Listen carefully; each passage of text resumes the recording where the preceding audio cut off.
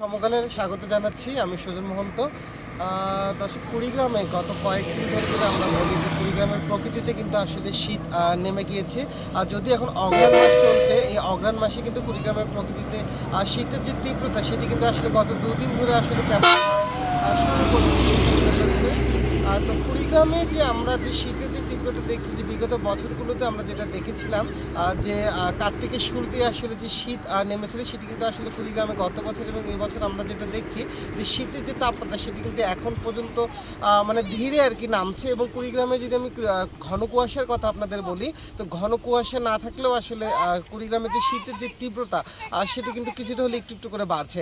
আমি যেখানটা দাঁড়িয়ে রয়েছি সেইখানটা যদি একটু আশপাশে আপনাদের দেখাতে চাই, এখন কিন্তু বেলা গড়িয়ে সূর্য উঠলেও কিন্তু আসলে কুয়াশার কারণে আমরা কিন্তু দেখছি আজ থেকে এবং গতকাল থেকে কুয়াশা কিছুটা হলেও কিন্তু বাড়ছে, কিন্তু একটু একটু করে ঘন কুয়াশার যে দাপট সেটি কিন্তু আসলে ক্রমান্বয়ে বাড়তে শুরু করেছে।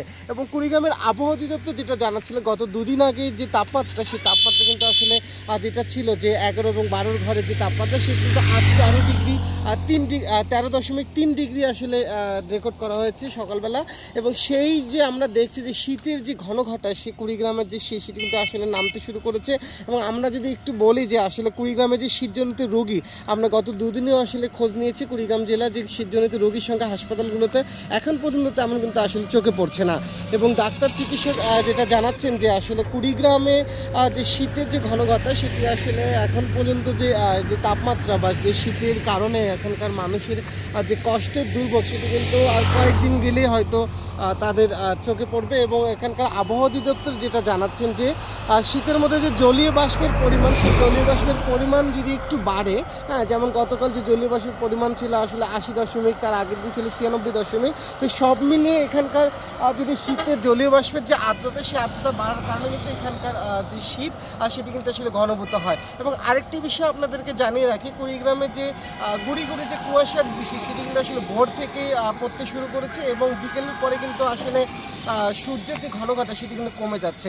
এবং কুড়িগ্রামে যে শীত আমি যদি বলি, এখানকার 450টিরও অধিক দ্বীপ চর রয়েছে এবং সেই দ্বীপ চরগুলোতে বয়স্ক এবং শিশু যে বৃদ্ধ মানুষগুলো রয়েছে, সেই মানুষগুলো আসলে শীতের যে তাপমাত্রার যে প্রকোপ, সেই তাপমাত্রার প্রকোপের কারণে কিন্তু আসলে এখানকার খুবই কষ্ট পায়।